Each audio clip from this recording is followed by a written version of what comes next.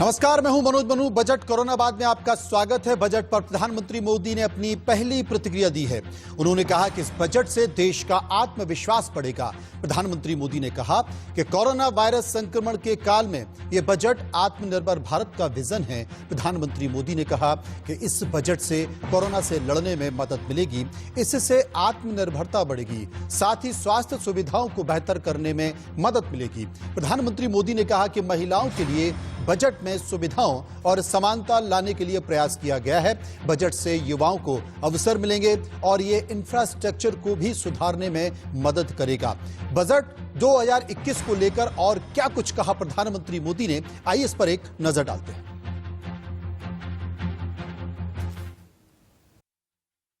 (2021) का बजट असाधारण परिस्थितियों के बीच पेश किया गया है। इसमें यथार्थ का एहसास भी और विकास का विश्वास भी है। कोरोना ने दुनिया में जो प्रभाव पैदा किया, उसने पूरी मानव जाति को हिलाकर रख दिया है। इन परिस्थितियों के बीच आज का बजट भारत के आत्मविश्वास को उजागर करने वाला है और साथ ही दुनिया में एक नया आत्मविश्वास भरने वाला है। आज के बजट में आत्मनिर्भरता का विजन भी है और हर नागरिक, हर वर्ग का समावेश भी है। हम इस बजट में जिन सिद्धांतों को लेकर चले हैं वो हैं ग्रोथ के लिए नए अवसरों, नई संभावनाओं का विस्तार करना, युवाओं के लिए नए अवसरों का निर्माण करना, मानव संसाधन को एक नया आयाम देना, इंफ्रास्ट्रक्चर निर्माण के लिए नए नए क्षेत्रों को विकसित करना, आधुनिकता की तरफ आगे बढ़ना, नए सुधार लाना। साथियों, नियमों और प्रक्रियाओं को सरल बनाकर आम लोगों के जीवन में ईज ऑफ लिविंग को बढ़ाने पर इस बजट में जोर दिया गया है।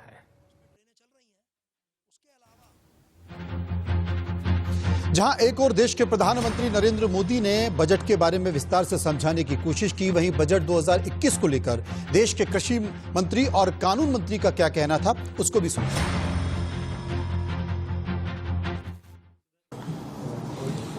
वित्त मंत्री श्रीमती निर्मला सीतारमण जी ने प्रस्तुत किया। ये बजट बहुत ही अच्छा है, जन हितैषी है, गांव हितैषी है, मजदूर हितैषी है और युवा हितैषी है। इस अच्छे बजट के लिए वित्त मंत्री जी और प्रधानमंत्री जी को बहुत बहुत बधाई। बजट में सभी वर्गों का, सभी क्षेत्रों का ध्यान रखा गया है।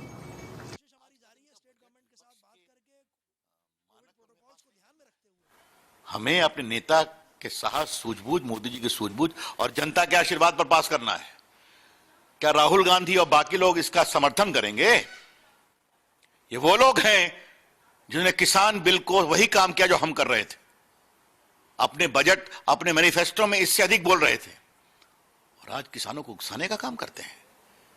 जिनकी इतनी छोटी सोच है, उनसे आप उम्मीद करेंगे बजट का समर्थन करेंगे आप? क्षमा करिए, मैं इस बहस में नहीं जाना चाहता हूं। उनमें हिम्मत है तो सदन में आए, बहस करें, देंगे हम जवाब। सदन में आए और बहस का इसका जवाब दिया जाएगा। तो सरकार की तरफ से यह प्रतिक्रिया आई, स्वाभाविक तौर पर विपक्ष की तरफ से भी प्रतिक्रिया आएगी। जी हां, एसपी अध्यक्ष यानी कि समाजवादी पार्टी के अध्यक्ष अखिलेश यादव और एसपी नेता रामगोपाल यादव ने भी इस बजट पर क्या कुछ कहा, एक बार सुन लीजिए। तमाम जो बड़े बड़े वादे किए गए हैं उन्हीं प्रदेशों में किए गए हैं जिन प्रदेशों में चुनाव है। ये बजट निराशाजनक बजट है, दिशाहीन बजट है। और दिशाहीन मैं इसलिए बोल रहा हूं कि भारतीय जनता पार्टी एक समय पर कहती नहीं थक रही थी कि उन्हें अर्थव्यवस्था $5 ट्रिलियन की बनानी है। क्या इस बजट से हम कहीं भी $5 ट्रिलियन इकोनॉमी के आसपास भी पहुंच रहे हों? ये बजट मैंने अपने संसदीय जीवन में 25 बजट देखे, इससे ज़्यादा निराशाजनक बजट आज तक कोई नहीं आया। हम लोगों को उम्मीद थी जो करोड़ों लोग बेरोजगार हो गए हैं उनके लिए कुछ व्यवस्था होगी, रोजी रोटी की व्यवस्था होगी, जिनके बच्चों को एक बूंद दूध नहीं मिल पा रहा है, जो सूखी रोटी खाने के लिए भी उन्हें कभी कभी तरसना पड़ता है, जो आत्महत्या कर रहे हैं लॉकडाउन के चलते, जिनको इधर से उधर शिफ्ट होना पड़ा, सब नौकरियां छूट गई, मजदूरी छूट गई, फैक्ट्रियां छोटी बड़ी सब दुकानें बंद हो गई, तो उनके लिए कोई व्यवस्था नहीं है। जीवन को बचाना पहली आवश्यकता होती है किसी भी गवर्नमेंट की, और ये तो पब्लिक वेलफेयर स्टेट बताई जाती है। आपने समाजवादी पार्टी की प्रतिक्रिया को सुना तो आप सोच रहे होंगे कि आखिर कांग्रेस का इस बजट पर क्या कुछ कहना है। एक बार वो भी सुन लेते हैं। देख लीजिए कितनी दिक्कत है सब लोगों को। तो बजट एक तरीका है हमारे देश को सुरक्षित रखना, हमारे देशवासियों को सुरक्षित रखना, और हमारे देश की भलाई के लिए क्या क्या ये लोग सोचेंगे। हम नेचुरली बहुत प्रतीक्षा से आए हैं सुनने के लिए और डिजिटल पढ़ने के लिए भी। किसी स्टेट को डेवलप करना हम वेलकम करते हैं। कब इनको याद आई है, अब इलेक्शंस 2-4 महीने में होने वाले हैं, तो उस वक्त बंगाल की याद आई है, आसाम की याद आई है, तमिलनाडु की याद आई है, केरला की याद आई है, पौंडीचेरी की याद आई। ये क्यों? तो ये चुनाव जीतने के लिए जो करना है उसके डर से या उसके लिए उन्होंने ये काम किया है। और दूसरा जो है, जितने भी सरकार के जमीनें हैं उसको बेचना, और जितने भी पब्लिक सेक्टर्स है डिसइन्वेस्ट करना, यानी जो एश्योर्ड एम्प्लॉयमेंट है उसको भी निकालने की उन्होंने कोशिश कर रही है। तो ऐसा है, इस बजट में खासकर गरीबों के लिए कुछ भी नहीं है। तो इस बजट के बाद आपने सारी प्रतिक्रियाओं को सुन लिया है, देश के प्रधानमंत्री नरेंद्र मोदी को सुन लिया, आपने विपक्ष को सुन लिया, और बजट की क्या क्या खास बातें हैं ये आप टीवी स्क्रीन पर देख रहे हैं। और अब तक एक मोटा मोटी अनुमान आपका हो गया होगा, लेकिन नए सिरे से हम आपको समझाने की कोशिश करेंगे कि इस बजट में क्या है, सत्ता पक्ष क्या कहता है और विपक्ष क्या कहता है। चर्चा करेंगे भारतीय जनता पार्टी से, उनके नेता प्रवक्ता प्रेम शुक्ला इस वक्त मेरे साथ मौजूद हैं, संजय चोकर साहब मेरे साथ मौजूद हैं कांग्रेस पार्टी से, इसके साथ साथ विनोद रावल साहब मेरे साथ होंगे जो कि टैक्स एक्सपर्ट हैं, और गौरव अग्रवाल साहब भी मेरे साथ होंगे। अर्थशास्त्री वैभव डांगे भी मेरे साथ मौजूद होंगे जो आपको बेहतर तरीके से समझाने की कोशिश करेंगे कि आखिर ये बजट कहता क्या है। लेकिन मैं सबसे पहले कांग्रेस के नेता संजय के पास जाना चाहता हूं, क्योंकि इतने साल से मैं बजट देख रहा हूं, आप भी देख रहे होंगे, और जब भी कोई भी सरकार, चाहे वो कोई भी हो, चाहे वो इधर की हो या उधर की हो, बजट लेकर आई है, तो विपक्ष के मुंह से एक ही जवाब निकला है, एक ही बयान निकला है कि जनाब ये बजट बहुत निराशापूर्ण है। और इस बजट के बाद हमें बड़ा दुख हुआ है। आज तक किसी विपक्ष ने किसी बजट की तारीफ नहीं की, और मुझे लगता है कि शायद इस बार भी विपक्ष यानी कि कांग्रेस इसी तरह की बयानबाजी इस बजट को लेकर कर रहा है। तो सीधे संजय भाई के पास चलते हैं। संजय भाई, मैं आपसे जानने की कोशिश करता हूं, अगर ये विपक्ष कह रहा है, अगर कांग्रेस ये कह रही कि निराशावादी बजट है, युवाओं के लिए कुछ नहीं है, इसमें हमें बहुत कुछ हासिल नहीं हो पा रहा है, तो मैं जानना चाहता हूं कैसे, जरा समझाएं। नहीं, आपने देखिए जो बात खुद ही कहे अपने बोल दिया ये सारी बातें कि विपक्ष क्या बोल जी। लेकिन मैं अपनी बात बताना चाहता हूं कि पिछले काफी सालों से हम भी बजट देख रहे हैं। हमने कांग्रेस का बजट भी देखा, हमने दूसरी अन्य पार्टियों का भी बजट देखा, और पिछले 5 साल से हम बीजेपी और केंद्र सरकार का बजट देख रहे हैं। लेकिन मैं सिर्फ एक बात समझाना चाहता हूं देश के लोगों को कि ये बजट, जैसे प्रधानमंत्री जी भी बोल रहे थे कि आत्मविश्वास बढ़ेगा, मुझे लगता है इस बजट के बाद आत्मविश्वास कम होगा, क्योंकि ये जो पिछला 1 साल का जो टाइम गया, ये बहुत नॉर्मल टाइम नहीं था। ये बजट एक स्पेशल बजट होना चाहिए था। इसमें पिछले 1 साल में आप भी सारे देश जानता है कि किस तरीके से कोविड की वजह से किस तरीके से अर्थव्यवस्था चौपट हुई, किस तरीके से रोजगार गए, कारखाने, फैक्ट्रियां सब बंद हो गई। आज चाहे वो गरीब की बात करे, किसान की बात करे, बहुत बुरे हाल में है। तो मुझे लगता है कि ये बजट एक स्पेशल बजट होना चाहिए था, और खासकर जैसे रोजगार पिछले 1 साल में गए वो कैसे रिवाइव हो, तो कहीं ना कहीं इंडस्ट्रीज को बहुत ज्यादा रिबेट मिलनी चाहिए थी, फायदा मिलना चाहिए था। और दूसरे और अन्य अगर किसानों की बात करें, आप देखिए किसान पिछले 2 महीने से रोड पे बैठे हुए हैं, अपनी बात रो रहे हैं, तो कहीं ना कहीं किसानों के लिए इसमें कोई ऐसी बात नजर नहीं आई, मजदूरों के लिए कोई बात नजर नहीं आई, गांव के किसी व्यक्ति के लिए इसमें कोई बात नजर नहीं आई। तो मुझे लगता है कि कुल मिला के अगर इसको बजट को देखा जाए तो निराशाजनक भी है, और जो एक स्पेशल बजट इस कोविड और इस पूरे 1 साल को देख के बनाया जाना चाहिए था, वो नहीं बनाया गया, नहीं बनाया, उस पे ध्यान नहीं रखा गया, ध्यान नहीं रखा गया, निराशाजनक बजट है। प्रेम शुक्ला मेरे साथ मौजूद है। प्रेम जी, आप बताइए ये बजट कैसा है, क्योंकि विपक्ष तो कह रहा है कि निराशाजनक बजट है, इस बजट में कुछ है ही नहीं जो होना चाहिए था।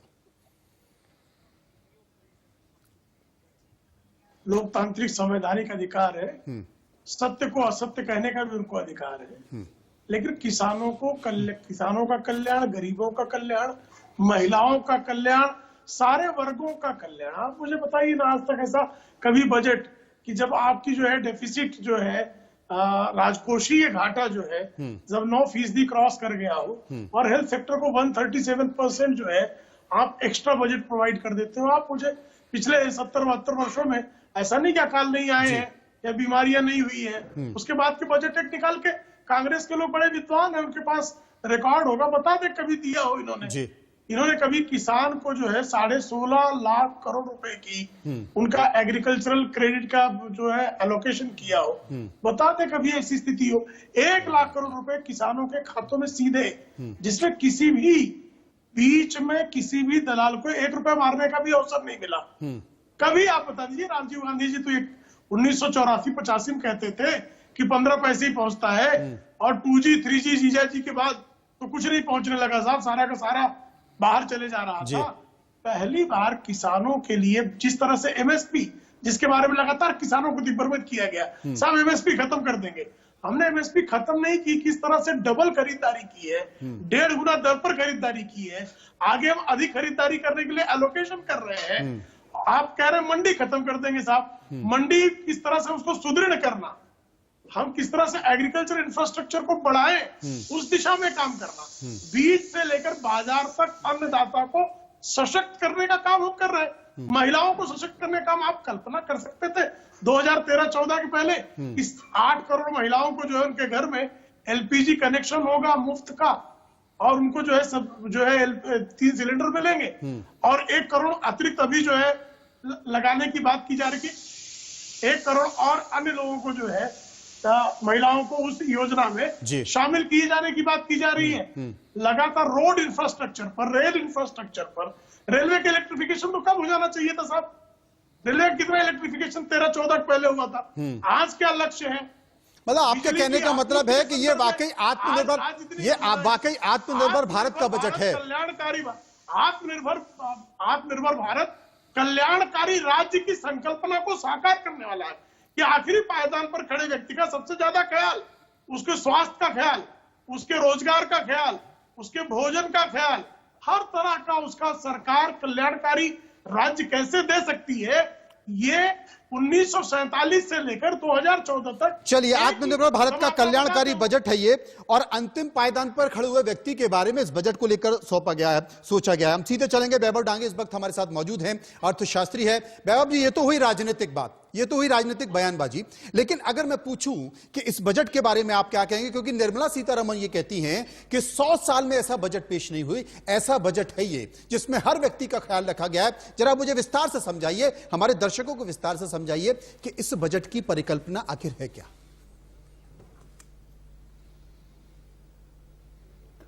मुझे लगता है जैसे आपने कहा कि बजट की तरफ देखने के 2 नजरिए हैं, एक राजनीतिक है और एक आर्थिक अर्थशास्त्र की दृष्टि से है। अर्थशास्त्र की दृष्टि से मुझे लगता है कि कोविड के बैकग्राउंड के ऊपर आया हुआ यह बजट है। पिछला 1 साल पूरी दुनिया ने लॉकडाउन देखा है, अर्थव्यवस्था ऑलमोस्ट ठप हो गई थी पूरी दुनिया की। उसके बाद हम बजट करने जा रहे थे, हम सब लोगों के मन में शंका थी कि सरकार के पास इतना पैसा कहां से आएगा, कहीं सरकार को अपने खर्चों पे कटौती तो नहीं करनी पड़ेगी। लेकिन मुझे लगता है एक बात बहुत ही अच्छी, और मैं निश्चित रूप से वित्त मंत्री का और सरकार का बधाई देना चाहूंगा कि उन्होंने खर्चों में कटौती नहीं की। देखिए, हम सब बात कर रहे हैं कि जीडीपी का हमारा ग्रोथ रेट गिरा हुआ है, कैसे ग्रोथ रेट डबल डिजिट पर पहुंचेगा। पहले कम से कम 7-8% पर वापस हमारा ग्रोथ रेट पहुंचे, वो कैसे वापस पहुंचेगा। अर्थशास्त्र में इसका एकमात्र नियम है कि देश का कैपिटल एक्सपेंडिचर हम बढ़ाते जाए, और उसके दो ही हमारे पास तरीके हैं, हमारे इंफ्रास्ट्रक्चर में, हमारे हेल्थ सेक्टर में, हमारे बाकी हाउसिंग में, रेलवे में, रोड्स में, पोर्ट्स में, हर प्रकार से हम जब तक खर्चा नहीं बढ़ाएंगे, क्योंकि कैपिटल एक्सपेंडिचर जो आर्थिक एक्सपेंडिचर, कैपिटल एक्सपेंडिचर जब अर्थनीति में हम करते हैं तो उसका मल्टीप्लाइंग इफेक्ट जो होता है वो हर क्षेत्र पे आता है। इसलिए मुझे लगता है कि गिवन कंडीशंस में, जिस प्रकार के कोविड के बैकग्राउंड पे हम आए थे, हमने देखा था कि जीएसटी का हमारा रेवेन्यू ऑलमोस्ट 0 पहुंच गया था कुछ महीने पहले, तो उसके बावजूद वित्त मंत्री ने इतनी बोल्डनेस दिखाई है कि उन्होंने कहीं भी खर्चे में कमी नहीं की है। तो मुझे लगता है ये निश्चित रूप से एक पॉजिटिव साइन है इकोनॉमी के लिए, क्योंकि अगर हम एक लार्जर पिक्चर देखना चाहेंगे कि इकोनॉमी को कैसे आगे बढ़ाया जाए, तो इंफ्रास्ट्रक्चर, हेल्थ सेक्टर, क्योंकि हेल्थ ये सबसे बड़ा चैलेंज था। सबके मन में प्रश्न है कि हमारा वैक्सीनेशन कैसे होगा। आने वाले दिनों में हमारे देश में कोरोना के कारण हमने अनुभव किया, हमारे देश में जगह जगह हॉस्पिटल निर्माण होने की आवश्यकता है, जगह जगह हेल्थ फैसिलिटीज निर्माण होने की आवश्यकता है, टेस्टिंग फैसिलिटीज निर्माण होने की आवश्यकता है। तो मुझे लगता है इन सबको देखते हुए मैं बजट को एक पॉजिटिव दिशा में जरूर देखूंगा। वाकई, और यही कारण है कि हेल्थ केयर को लेकर 2 लाख करोड़ रुपए खर्च करने की बात की गई है। शायद इससे तमाम इकोनॉमी को बूस्ट मिलेगा। हम चलेंगे सीधे, विनोद साहब हमारे साथ मौजूद हैं, टैक्स एक्सपर्ट हैं। हर बजट में उम्मीद आम आदमी को होती है कि उसके जो टैक्स का बोझ है वो कम हो जाए, उससे कुछ राहत मिल जाए, और शायद इस बार भी उम्मीद लोगों को बनी हुई थी। लेकिन विनोद जी, सरकार ने बहुत ज्यादा ध्यान देने की कोशिश नहीं की। कोरोना काल है या तमाम दूसरे कारण? देखिए, ऐसा है, ऐसा नहीं कि सरकार ने कोशिश नहीं की। सबसे बड़ी कोशिश तो यही है कि कोई और टैक्स नहीं लगाया, क्योंकि जो कोरोना काल की हालत दिखाई दे रही थी उसके अंदर बहुत डर इस बात का था कि कोई कोरोना के नाम पे कोई सेस ना लग जाए, क्योंकि यहां जो सेस लग जाता है वो वापस नहीं जाता है। अभी तक हमारा एक्सपीरियंस ये रहा है। एजुकेशन सेस आज तक चल रहा है। देखिए, इतनी बड़ी आपदा आई है, वाकई में बधाई की पात्र है ये सरकार और मैडम फाइनेंस मिनिस्टर कि कोई नया टैक्स नहीं लगाया गया है और उन्हीं पैसों के साथ जो है एडजस्टमेंट कर दी गई। देखिए, ये बजट खर्चे का बजट है। सरकारें खर्चे का बजट बनाती हैं, कमाई का नहीं बनाती हैं। खर्चा करना है आपको। 137% आप हेल्थ के ऊपर 2 लाख करोड़ खर्च करने जा रहे हैं, इंफ्रास्ट्रक्चर पर खर्च कर रहे हैं। हम सब ये तो कह रहे हैं कि खर्चा हो, यहां कम मिला और यहां कम मिला, लेकिन वो पैसा आएगा कहां से? पैसा आने के लिए तो टैक्सेस थे। सरकार का रेवेन्यू तो टैक्सेस है या बोरोइंग है, या तो उधार लेगी। 20% पैसा आपका ब्याज में चला जाता है, जो भी हम लेते हैं। डिसइन्वेस्टमेंट एक अलग एस्पेक्ट है कि वहां से पैसा लिया जाए। सरकार के साथ सबसे बड़ी समस्या यह थी कि पैसा लाया कहां से जाए। पैसा आने की हालत नहीं है, लोगों के पास नहीं है। ये तो जीएसटी 1,20,000 करोड़ का जो ये इस महीने जो बढ़ गया, वो बढ़ा ही इसी वजह से है क्योंकि खर्चे बढ़ गए। खर्चे बढ़ेंगे तो ऑटोमेटिकली जीएसटी उसी के ऊपर तो आ रहा है, वही सामान खरीदने पर तो जीएसटी दे रहे हैं हम। देखिए, जहां तक बात है कि मिडिल क्लास को नहीं मिला, मिडिल क्लास को इस बार का बजट जो है एक एक्स्ट्रा ऑर्डिनरी सिचुएशंस में एक्सेप्ट करना चाहिए कि आपकी जेब से पैसा निकाला नहीं गया और जो था उसी से गुजारा कर दिया गया, क्योंकि नौकरियां हैं नहीं। सरकार इस बात को समझ रही थी कि जॉब्स चली गई हैं और जॉब्स जाने की वजह से लोग त्राहिमाम में हैं, बहुत बुरी हालत में हैं। मेडिकल एक्सपेंडिचर उनका बढ़ा है पिछले पूरे साल में, तो इस वजह से ये सारी दिक्कत है।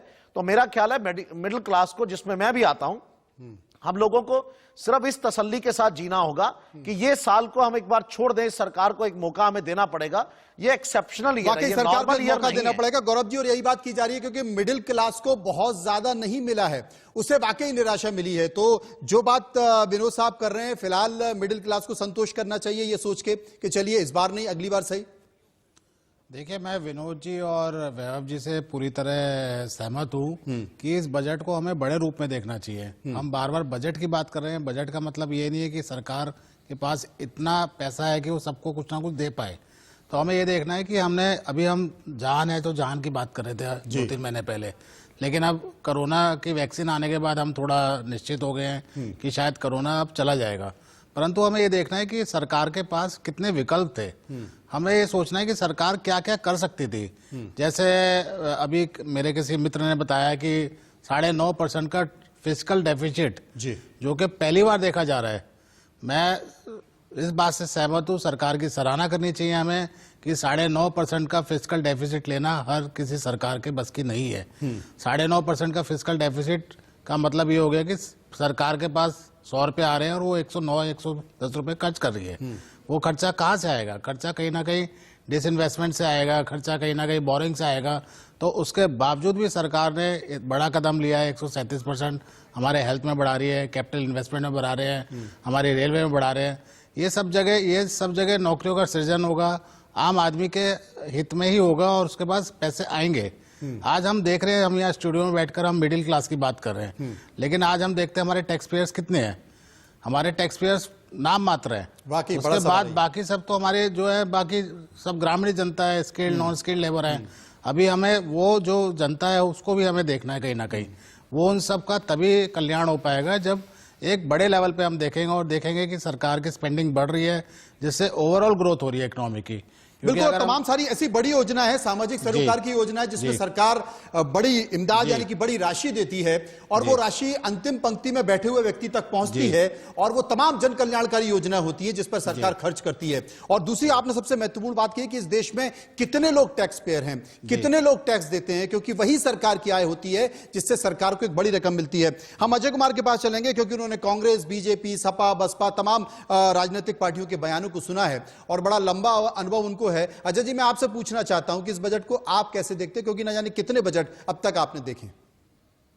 देखिए, मैं यहाँ पे तमाम अपने दिग्गज और विद्वान पैनलिस्ट की बातें सुन रहा था, जिसमें राजनीतिक लोग भी हैं और अर्थशास्त्री भी हैं। मैं उस बात पे आऊं उसके पहले मुझे जो आपने कहा कि लंबा अनुभव रहा बजट देखने का, और आपने अपने बात की शुरुआत की थी कि आज तक आपने किसी भी विपक्षी दल को किसी बजट की सराहना करते नहीं देखा।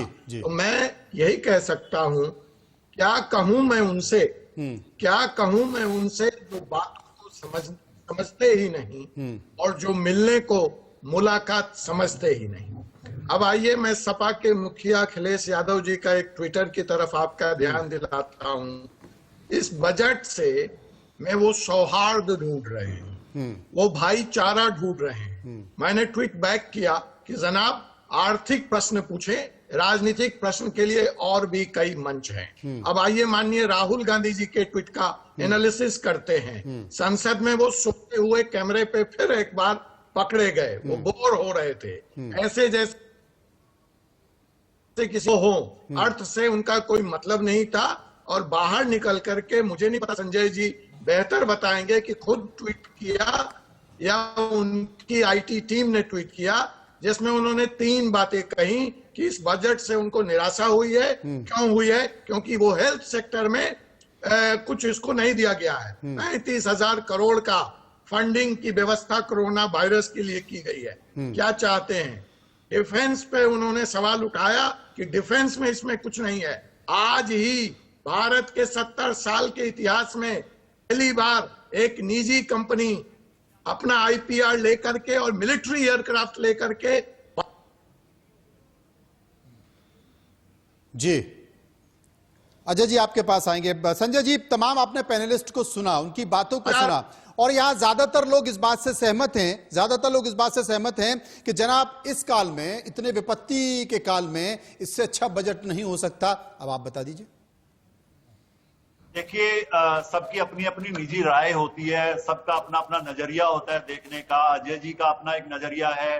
आप वो, मुझे नहीं लगता वो किस तरीके से आप बजट पे बात हो रही थी, आप राहुल गांधी या अखिलेश यादव जी की बात कर रहे हैं। बजट पे हम ये चर्चा कर रहे हैं कि बजट कैसा रहा, बजट में क्या क्या कमियां रही। आप अगर जो बजट में जो चीजें हुई है वो तो सबके सामने है, लेकिन अगर नहीं, आपने भी उसको निराशापूर्ण बताया है ना, आपने उसको निराशापूर्ण बताया, तो आप बताइए कि वो निराशापूर्ण कैसे है। वो उठाना हमारा फर्ज है, लेकिन इसका मतलब ये नहीं है कि हम नेगेटिव है या हमारी सोच नकारात्मक है। ये आप इसको ऐसे नहीं देख सकते। जो कमियां हैं, जो चीजें हैं, जो लोगों से बात होके नजर आ रही है, जो किसानों की बात थी, यहाँ पे जैसे वैक्सीन फ्री होने की बात थी, अजय जी एक मिनट सुन लीजिए। आमदनी डबल करने की बात ये बजट कर रहा है। आप पहले आप चुप हो जाइए, मैं आपके बीच में नहीं बोला हूं। हमने बात करी थी कि वैक्सीन फ्री होनी चाहिए, किसानों के लिए कोई टैक्स रिबेट होनी चाहिए, तो जो चीजें थी वो हमने रखी है, वो हमारा पक्ष है। अब उसमें क्या आपका नजरिया, हम उसको बदल नहीं सकते, लेकिन जो चीजें हैं। जी प्रेम शुक्ला के पास चलते हैं। प्रेम जी, यहाँ पर जो तमाम पैनलिस्ट हैं उन्होंने भी कहा कि ये विपरीत समय है और ऐसे विपरीत समय में जिस तरह का बजट आया है वाकई इस पर राजनीति नहीं करनी चाहिए और ये सोचना चाहिए कि जो आप देखिए कि करीब 9.5% का राजकोषीय घाटा है जो कि सरकार के लिए वाकई चिंता की बात है, लेकिन ऐसी वैश्विक महामारी आई है तो उसमें क्या किया जा सकता है। उसके बावजूद जनता के ऊपर कोई बहुत ज्यादा बोझ नहीं, तमाम इंडस्ट्री के ऊपर कोई बहुत ज्यादा बोझ नहीं, ना ही सरकार ने जेब से खींचने की कोशिश की है, बल्कि एक तरह से जो स्थिति है फिलहाल उसको ऐसे ही बनाकर आगे बढ़ने की कोशिश की गई है। क्या कहेंगे? देखिए, सरकार ने प्रयास किया है कि अर्थव्यवस्था न केवल पटरी पर आई है बल्कि वो पटरी पर अच्छी गति से चले और हमारी अर्थव्यवस्था में पूरी तरह से अंतर्राष्ट्रीय जो मौद्रिक और आर्थिक समुदाय है उसका विश्वास है। इसी विश्वास का परिणाम है कि इंटरनेशनल मॉनेटरी फंड, अंतर्राष्ट्रीय मुद्रा कोष यह विश्वास व्यक्त करता है कि भारत की अर्थव्यवस्था विश्व की सारी अर्थव्यवस्थाओं में सबसे तेज गति से विकास करेगी। और विकास करने के लिए जो आवश्यकता है, देखिए आपके पैनल में राजनीतिक व्यक्ति जो कहेगा वो आपने पहले ही स्पष्ट कर दिया था, लेकिन जो आर्थिक विशेषज्ञ है, कर मामलों के विशेषज्ञ, पत्रकार है जिन्होंने बहुत सारे बजट देखे हैं, इन तीनों विशेषज्ञों की स्पष्टता से कि भाई आपत्ति काल में इससे बेहतर कुछ नहीं हो सकता था। आपत्ति काल में किसी पर बोझ डालने की बजाय उसके बोझ को हल्का किया गया है, उसके स्वस्थ रहने की गारंटी दी गई है, उसके रोजगार सृजन के अवसरों का निर्माण किया गया है, उसका जो है गरीब के जेब में कुछ डालने का प्रयास किया गया है ताकि जो एक्सपेंडिचर जब उसके पास करने की कैपेसिटी उसकी आएगी तो अपने आप अर्थव्यवस्था जो है वो बहुगुणित होगी। और जिन क्षेत्रों में निवेश से अर्थव्यवस्था जो है बहुगुणित होती है, जैसे संसाधन क्षेत्र में 1 रुपया जब डाला जाता है तो वो उसका 8 रुपए का इंपैक्ट आता है, क्योंकि उसका जो है लाभ जिस तरह से रोजगार सृजन के क्षेत्र में होता है, सर्विस के क्षेत्र में होता है, निर्माण के क्षेत्र में होता है, उन सबका लाभ अर्थव्यवस्था को मिलता है। कृषि के क्षेत्र में आप जब बीज से लेकर बाजार तक किसान को शक्ति उपलब्ध कराते हैं तो जो किसान कोरोना काल में इस देश की अर्थव्यवस्था का मेरुदंड बनकर खड़ा रहा उसको शक्ति मिलती है। आप जब महिला को प्रबल करते हैं तो उसको शक्ति मिलती है। जब व्यक्ति को आप स्वस्थ रहने की गारंटी देते हैं, स्वच्छ रहने की व्यवस्था करते हैं, तो उसका जो अपना विश्वास है वो निश्चित तौर और उसी विश्वास के मद्देनजर निर्मला सीतारमण जो कि वित्त मंत्री हैं, 1 घंटे 50 मिनट का बजट भाषण पढ़ा है उन्होंने और उनका ये तीसरा बजट है और वो कहती है कि 100 साल में ऐसा बजट नहीं आया जो इस बार ऐसे विपत्ति के समय पर हम ऐसा बजट दे रहे हैं। तो बजट के तमाम पहलुओं पर हमने चर्चा की और कई राजनेताओं की और एक्सपर्ट की बातों को भी आप तक पहुंचाए, लेकिन सरकार कहती है कि बजट बहुत ही बेहतर है। सरकार अपनी पीठ थपथपा रही है, लेकिन निर्मला सीतारमण का यह बजट सैलरीड क्लास को निराश कर गया है। वाराणसी के लोगों की दिल की बात सुनिए कुछ इस तरह। आगे चलते हैं फिर से एक महिला के पास और ये जानने का प्रयास करते हैं कि आखिर बजट उन्हें किस तरह से लुभाया। बजट आपने देखा, यदि अट्रैक्ट करने वाली बात हो, लुभाने वाली बात हो, तो क्या सबसे अच्छा पसंद किया आपने इस पूरे बजट में? सर सबसे अच्छा तो इन्होंने हेल्थ के बारे में जो बात की है वो मुझे अच्छी लगी है और एजुकेशन के लिए इन्होंने फोकस किया, सरकारी स्कूलों को अच्छा बेहतर बनाया जा रहा है, तो वो चीज़ें मुझे अच्छी लगी हैं। और जहाँ तक बात करें महिलाओं के लिए तो I am not satisfied with this. और सर बाकी सब बुजुर्गों के लिए जो इन्होंने 75 वर्ष से जो ऊपर के बुजुर्ग हैं उनके लिए पेंशन में इनकम टैक्स को हटा दिया है, तो वो बुजुर्गों के लिए काफ़ी खुशी की बात है। और सर स्टील लोहे को जो सस्ता किया है वो खुशी की बात है, लेकिन महिलाओं के लिए जो मैंने एक्सपेक्ट किया था, एक्सपेक्टेशन थी मेरी, उस पर ये बजट खरा नहीं उतरा, इसलिए मैं थोड़ी इस बजट से नाखुश हूँ। महिला आबादी या ये कहा जाए आधा आबादी जिन पे ध्यान न देना निश्चित तौर पे सरकार के लिए एक बड़ी बात हो सकती है। ये अलग चीज़ है कि सरकार महिला के लिए तमाम कल्याणकारी योजनाओं के चलाने की बात करती हो, लेकिन बात बजट की चलती है तो निश्चित तौर पे इस बजट में महिलाएं अपने आप को ठगी महसूस कर रहे हैं। महिलाओं का देखें तो महिलाओं के हिसाब से, हम लोग हिसाब से इन्होंने अच्छा बजट नहीं दिया है। हेल्थ के लिए और एजुकेशन के लिए तो बजट है, सर्टिफिकेशन है, बट बाकी और महिलाओं के लिए कोई ऐसा नहीं आया जो हम लोग उम्मीद कर रहे थे कि नहीं महिलाओं के लिए कुछ ऐसा आएगा, वैसा कुछ भी नहीं है। सबसे पहले आपको बजट में अच्छा क्या लगा? सर बजट में अच्छा ये लगा कि इन्होंने सबसे पहले हेल्थ पे फोकस किया है और उसमें से इन्होंने रूरल हेल्थ पे फोकस किया है। देन सर हम इस चीज़ से नाखुश हैं सर, हम एक नर्सिंग फील्ड से हैं, तो हमने सोचा था कि जो नर्स हैं, डॉक्टर्स एंड सफाई कर्मी एंड पुलिस कर्मी है, उनको कुछ स्पेशल ट्रीटमेंट मिलेगा क्योंकि उनका सबसे ज़्यादा कॉपरेशन था ड्यूरिंग कोविड के टाइम में। तो सर इस चीज़ को लेके थोड़ा सा नाखुश है। मुझे सबसे खुशी इस बात की है कि कोई टैक्स बढ़ाया नहीं गया है। जितने टैक्स हम पहले देते थे हम उसी स्लैब में हैं और स्वास्थ्य को उन्होंने ध्यान दिया है। तो स्वास्थ्य, अगर हम सभी स्वस्थ रहेंगे तो आगे तो हम लोग बहुत अच्छा कर सकते हैं। हेल्थ इज वेल्थ कहा गया है, लेकिन वेल्थ ना हो तो हेल्थ भी शायद नहीं सुधरने के लिए तैयार होता है। और निश्चित तौर पर यह कहा जा सकता है कि इन महिलाओं को, कामकाजी महिलाओं में निश्चित तौर पर एक टीस है। वो टीस कुछ इस ढंग की है जो गले से निकल के मुंह तक आने में देर तो लगा रही है, लेकिन दबी हुई कोई भावना वो है जिसमें वो अपने आप को ठगा महसूस कर रही हैं, अपने आप को पिछड़ी महसूस कर रही हैं, या ये कहा जाए कि उन्हें जो चाहिए वो दिख नहीं रहा है। अभिषेक के साथ संतोष हो जा, इंडिया न्यूज, वाराणसी। अर्थशास्त्री वैभव डांगे इस वक्त हमारे साथ मौजूद हैं, हम उन्हीं के पास चलते हैं। वैभव जी, मैं आपसे जानने की कोशिश करता हूं कि वो एक आपने पुरानी कहावत सुनी है कि खर्चा आमदनी अठन्नी और खर्चा रुपया। सरकार की स्थिति कुछ ऐसी ही बनी हुई है, लेकिन इस बीच आपको तमाम, चूंकि सरकार चलानी है तो आपको संभावनाएं बनानी है, संभावनाएं सरकार की बनानी है, संभावनाएं आपको राजस्व जुटानी है, क्योंकि आपको अपना घाटा भी कम करना है। सरकार ने इस बजट के जरिए क्या संकेत देने की कोशिश की है कि आपका खर्चा भी चलता रहे और आपकी आमदनी भी होती रहे?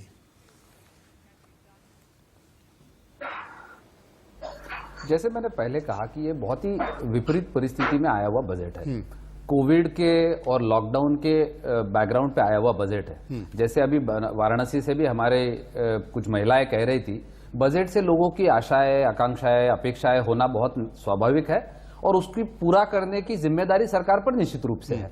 लेकिन मैं दो बातों को बहुत महत्वपूर्ण मानता हूं। इस सरकार ने जो कैपिटल एक्सपेंडिचर पे फोकस रखा, उसका अगर आप आर्थिक दृष्टि से विचार करेंगे तो देश में लॉन्ग टर्म में इस देश की अर्थनीति को मजबूत करने वाला ये निर्णय है।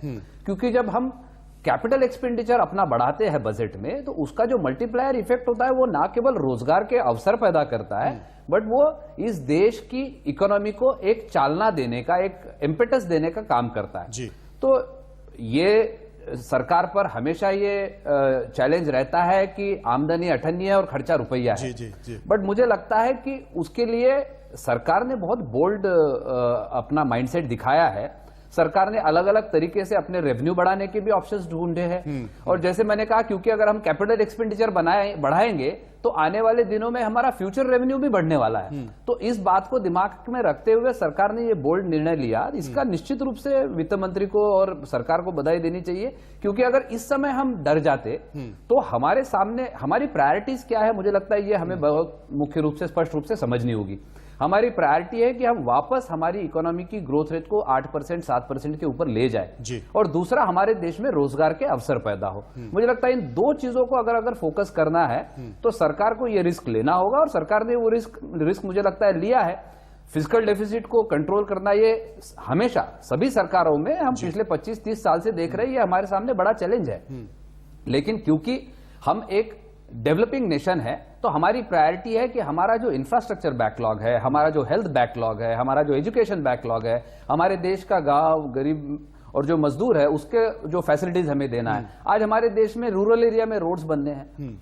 आज जितना हम नेशनल हाईवे में 30 किलोमीटर पर डे बन रहा है, उतना ही 75 किलोमीटर से ज्यादा पर डे का रोड रूरल एरिया में भी बन रहा है, ग्रामीण सड़कें भी बन रही है। तो वो हमारे देश में सही मायने में इकोनॉमी को चालना देने का काम करेगा, रोजगार पैदा करने का काम करेगा, रोजगार पैदा करने का काम करेगा। बाकी आपका कहना ठीक है। विनोद जी के पास में चलूंगा। विनोद जी, विनोद जी, मैं आपसे पूछना चाहता हूं, क्योंकि सरकार ने कृषि को करीब 1 लाख करोड़ रुपए का बजट रखा है, इसके साथ साथ रेलवे का भी बजट इसी के आसपास रखा है, स्वास्थ्य को लेकर 2 लाख करोड़ का बजट रखा है। इन सबके बीच तमाम ऐसी योजनाएं हैं, चाहे वो फूड सिक्योरिटी को लेकर हो, मनरेगा को लेकर हो, सामाजिक सरोकार की तमाम योजना है जिसको लेकर पैसा राज्यों के पास जाता है और राज्य फिर अपने हिसाब से उनमें बांटता भी है। इन तमाम स्कीम्स में पैसा काटने की कोशिश नहीं की गई है। इनके बावजूद भी शेयर बाजार वो एक तरह से बजट के बाद झूम गया, शेयर बाजार में वो खुशी देखी गई। तो क्या माने कि आने वाला कल बेहतर हो सकता है?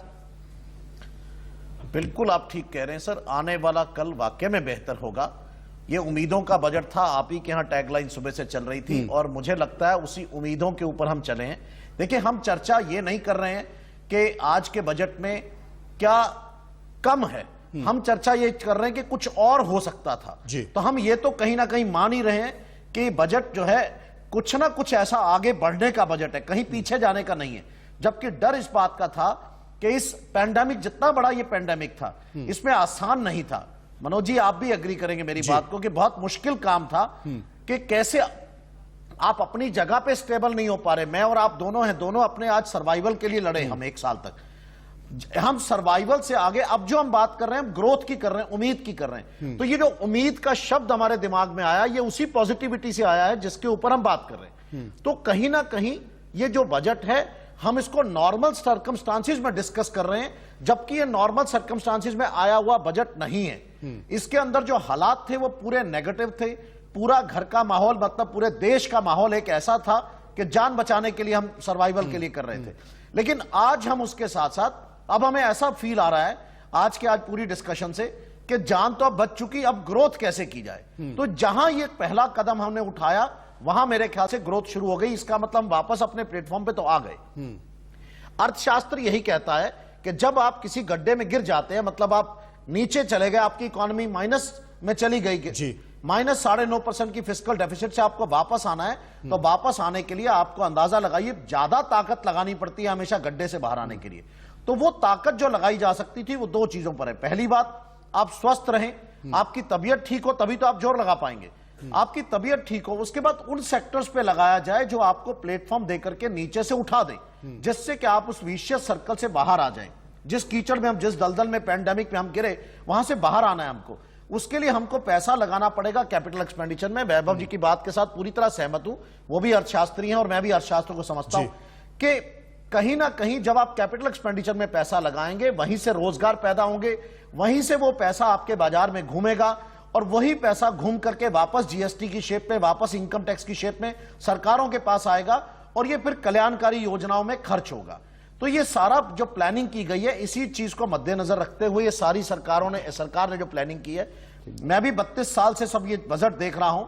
ये बजटों के अंदर मैंने, सच मानिएगा, मैं इस उम्मीद के साथ सुबह नहीं बैठा था। मुझे पूरा पता था कहीं ना कहीं टैक्सेस लगेंगे और शेयर बाजार ऊपर जाने की बात तो छोड़िए, हम उस पे थे कि लेकिन ठीक इसके उल्टा हुआ, ठीक इसके उल्टा हुआ, संकेत कुछ और नजर आए। गौरव मेरे साथ मौजूद हैं। गौरव अग्रवाल साहब, मैं आपसे जानना चाहता हूं, क्योंकि सरकार ने विनिवेश की बात की है, डिसइन्वेस्टमेंट की बात की है और तमाम ऐसी यूनिट या ऐसे पीएसयू या सरकार का ऐसी चीजें जो सरकार नहीं चला पा रही है, वो घाटे का सौदा है, उसमें सरकार ने एक संकेत देने की कोशिश की है कि वो प्राइवेट कंपनियों को दिया जा सके। और वो क्यों लें, इसके लिए सरकार ने पैसे की, यानी कि अर्थ की व्यवस्था करने के भी संकेत दिए हैं। उसे आप कैसे देखते हैं? देखिए, मेरे को लगता है ये सरकार की जो सोच है डिसइन्वेस्टमेंट की, वो एक समझदार सोच है। क्योंकि आज अगर आपके पास कोई ऐसी प्रॉपर्टी है जिससे आप नहीं कमा पा रहे हैं, मैं एक जनरल पर्सपेक्टिव में, क्योंकि हमारे साथ कई जनरल लोग भी जुड़े हुए हैं, डिसइन्वेस्टमेंट काफ़ी बड़ा टॉपिक है जिसको आज हम सुबह से डिस्कस कर रहे हैं। आज अगर कोई ऐसी प्रॉपर्टी है जिससे हम कोई इनकम नहीं कमा पा रहे हैं, तो बेटर ये है कि हम किसी को बेच दें, सो डैट हमारे को उससे कुछ इनकम आ जाए। आज हमारे पास कई सारे ऐसे एसेट्स हैं सरकार के पास, या कई ऐसी कंपनियां हैं जिससे सरकार के पास कमाई नहीं हो पा रही है। और हमने ये देखा है कि जब भी प्राइवेटाइजेशन होती है, हमेशा हमें बेटर सर्विसेज मिलती है। आज आप देखिए, आज हम मोबाइल है, आज हमारे पास लैंडलाइन है, आज हमारे पास इलेक्ट्रिसिटी है, या हमारे पास इवन एयरलाइंस है, इवन ट्रेन है। हमने जहाँ जहाँ प्राइवेटाइजेशन करा, हमने देखा हमारे को जो सर्विसेज है वो हमेशा बेटर हुई है। वो आप जब पुराना समय याद करिए, जब एमटीएनएल का फोन हमारे घरों में हुआ करता था, खराब होने के बाद 15-20 दिन, 1 महीने तक सही नहीं होता था। आज वो सब दौर चला गया। तो मतलब कहने का मतलब ये है कि हमें एक तरह से फ्यूचरिस्टिक सोचना पड़ेगा। ये पुरानी सोच हो गई कि डिसइन्वेस्टमेंट करने का मतलब है सरकार सब कुछ बेच रही है जी। सरकार जो उसके पास जो एसेट्स हैं उसको रिलाइजेशन हो जाए, और अगर उसको हम ऐसी जगह लगा दें जहां पर हम उससे कुछ कमा पाते हैं या कुछ इन्वेस्ट करके हम कुछ उसको रोजगार का एक सृजन कर पाते हैं, तो उससे हम काफी इकोनॉमी को बूस्टअप कर पाएंगे। बिल्कुल, क्योंकि ये संकेत दिए जा रहे हैं कि सरकार ने एक संकेत दे दिया कि आप सब कुछ बेच दीजिए और बेचने के साथ साथ आप पैसा भी दीजिए। आखिर ये सरकार की सोच किस तरीके से? अजय कुमार मेरे साथ मौजूद हैं। अजय साहब, कहा गया उम्मीदों का बजट है, यानी कि आप इसे कैसे देख रहे हैं? गिलास खाली देखें या फिर गिलास आधा भरा देखें? नहीं, वो अक्सर एक शेर की पंक्तियां हैं, नजर बदलो तो नजारे बदल जाएंगे, सोच बदलो तो सितारे बदल जाएंगे जी। बहुत ही अर्थोन्मुखी बजट है, और मैं तो ये कहूंगा कि अर्थशास्त्री जो यहाँ बता रहे हैं कि ये बजट आगे ले जाने वाला है और कैपिटल एक्सपेंडिचर का ध्यान रखा गया है, मैं एक बात बहुत स्पष्टता से कहना चाहता हूं कि ये वही दौर है 1 साल पहले जब कोरोना ने हमसे सारा कुछ छीन लिया और हम अपने जिंदा इस बजट के माध्यम से प्रधानमंत्री और फाइनेंस मिनिस्टर ने कोरोना से सीधे जंग छेड़ी है, और वो सारा चीज जो कोरोना हमारे हलक से निकाल ले गया था उसको वापस लाने की जिद है, और उम्मीद का बजट है ये, और उसको इसी परिप्रेक्ष्य में और इसी पॉजिटिविटी के साथ देखना चाहिए। देखिए, हमने कंप्रोमाइज नहीं किया है अपने 5 ट्रिलियन इकोनॉमी के लक्ष्य से, हमने कंप्रोमाइज नहीं किया है 11% के जीडीपी ग्रोथ रेट पे, जो कि कोरोना काल में 7.8 रेट पे जा चुका है। हमने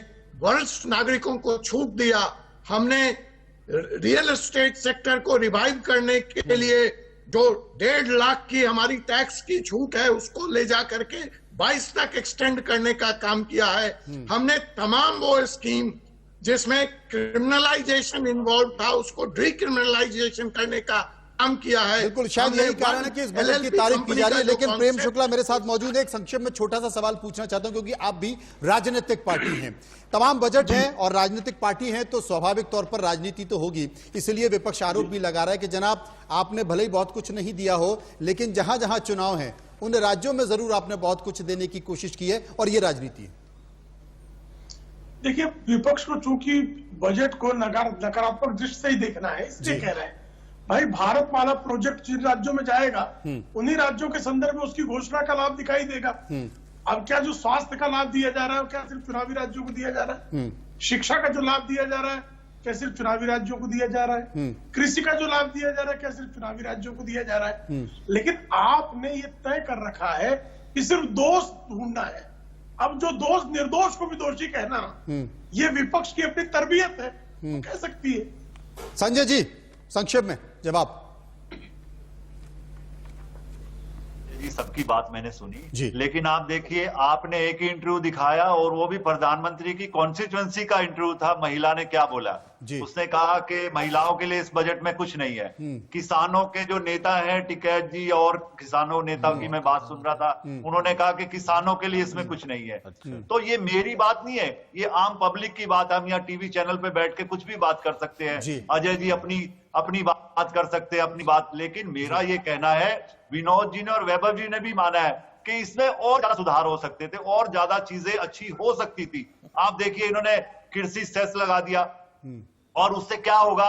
उससे डीजल और पेट्रोल के रेट बढ़ेंगे, उससे महंगाई बढ़ेगी, घटा भी दी। तो अरे मैं जो बोलना चाह रहा हूं, उससे महंगाई बढ़ेगी, और महंगाई बढ़ेगी तो लोगों पे असर पड़ेगा उसका। जहां डिसइन्वेस्टमेंट की बात अभी कर रहे थे हमारे साथी, लेकिन आप अगर इन सारी चीजों को, आप तो फिर तो सारी चीजें बेच दीजिए, फिर सरकार का रोल क्या है? बिल्कुल सही कह रहे हैं। आपके कोरोना के बाद का ये बजट है और तमाम उम्मीदों का बजट था, उम्मीदें लेके आई, और जैसा कि संजय जी कह रहे थे कि जनाब प्रधानमंत्री का आप लोकसभा क्षेत्र देखिए, वहां से ये आवाज निकल कर आई, लेकिन बाकी के लोगों ने क्या क्या वो भी सुना जा सकता है, उस पर भी बात की जा सकती है। लेकिन आप ये देख सकते हैं नजरिया कैसा है, जैसे कि अजय कुमार कह रहे थे, आप उम्मीदों के इस बजट को, यानी कि इस गिलास को आधा खाली भी देख सकते हैं और आधा भरा भी दे सकते हैं। फिलहाल मैं सभी का शुक्रिया करना चाहता हूं जो इस परिचर्चा में मेरे साथ मौजूद रहे, और खबरों के सफर में इतना ही। बाकी की खबरों के लिए आप चलते रहिए इंडिया न्यूज के साथ। नमस्कार।